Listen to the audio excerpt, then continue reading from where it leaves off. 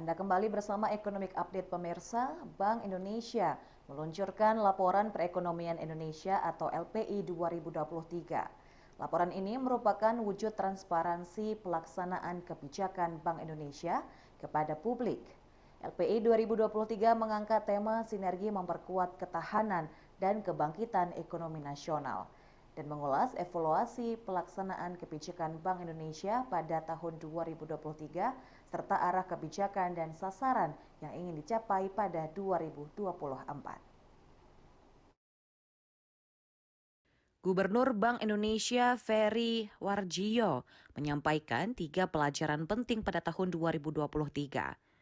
Pertama, perekonomian Indonesia pada tahun 2023 sebagai salah satu yang terbaik di dunia dengan stabilitas terjaga di tengah tantangan gejolak perekonomian dunia. Menteri Pertanian Andi Amran Sulaiman,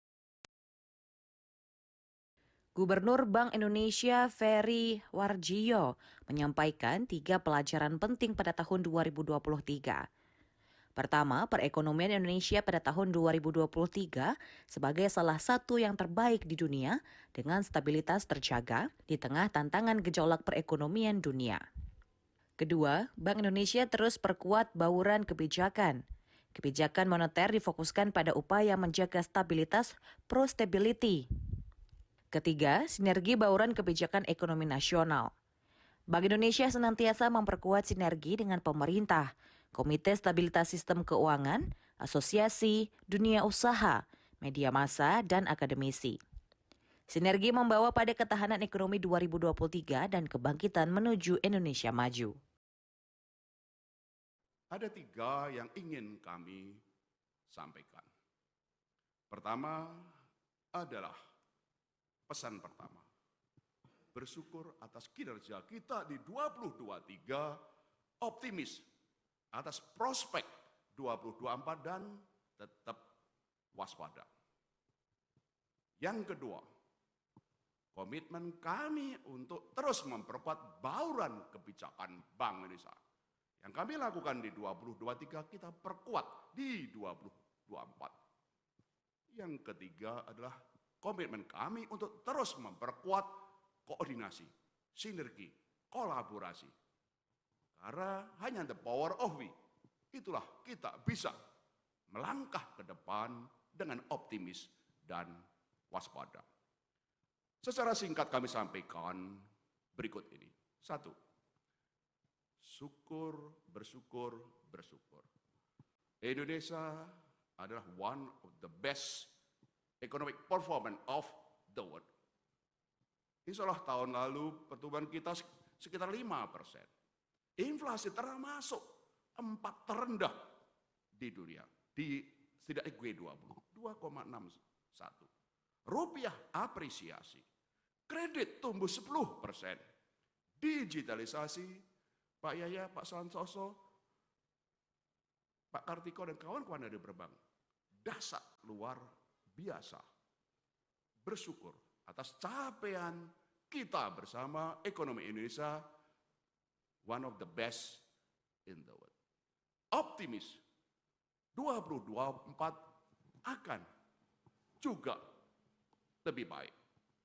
Pertumbuhan akan sedikit di atas 5%. Inflasi terkendali 2,5 plus minus 1%. Kredit 10-12%. Rupiah memang sekarang agak naik turun. Kami yakin tidak di semester 2 akan apresiasi mengarah kepada fundamentalnya. Dan digitalisasi. Termasuk yang tercepat di dunia. Tidak hanya KRIS, tapi juga elektronik transaksi keuangan pemerintah daerah, bansos, UMKM, dan konsolidasi industri kita, BI-FAS, BIRTJS. Indonesia termasuk yang tercepat dalam digitalisasi, termasuk juga kerjasama internasional, cross border payment. Tentu saja kita harus tetap waspada.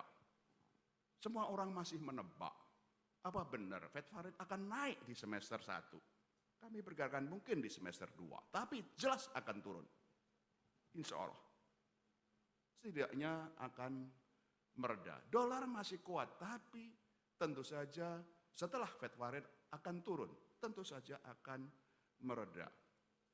Tiongkok memang melemah dan geopolitik global masih akan naik turun.